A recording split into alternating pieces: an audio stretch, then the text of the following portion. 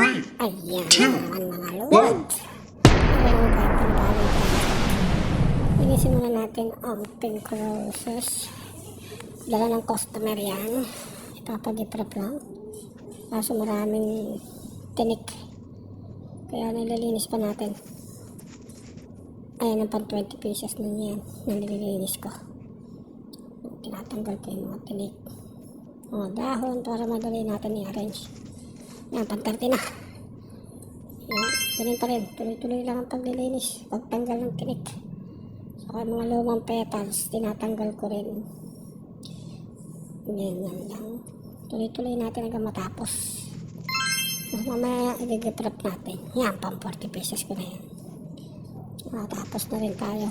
50 pieces yun eh. Yun. Makatapos na tayo. Arrange na natin. Ayan na nga. Sama-samahin na natin pabilog. I-arrange natin. Para magamit ko 50 pesos. Dahil lumaki.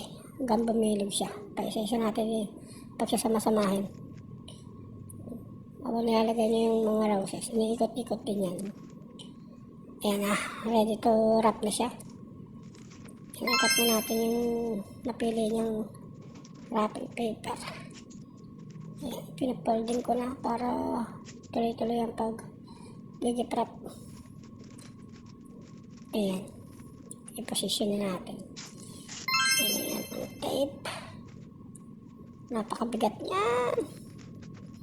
Ayan, tuloy-tuloy lang. Ayan po. Matatapos din tayo. Napakabigat. Nakakangalay. Tuloy-tuloy lang. Lagyan natin tape. Ayun na po siya. Ulat decoration. I-cover natin yung system. Ayan. I-fold lang natin hanggang makatapos tayo. Ayan. Yan natin yung decoration yung gilid. Then i-cover natin sa baba. Ayan, nakatapos na ako. Konting tiis na lang. At hingal na ako dyan. Ayan. Pinuputulan ko lang muna yung stem at mahaba. Ayan. Bago natin yung cover. Hindi ko na kayang buhatin. Kaya na napagkagat na bigat. Nakakangalag yan. 50 pieces na yan. Ayan. Tape lang natin. Tapos pinali. Yan ang pinali. Okay, sagyan na natin ang ribbon. Nang matapos na tayo.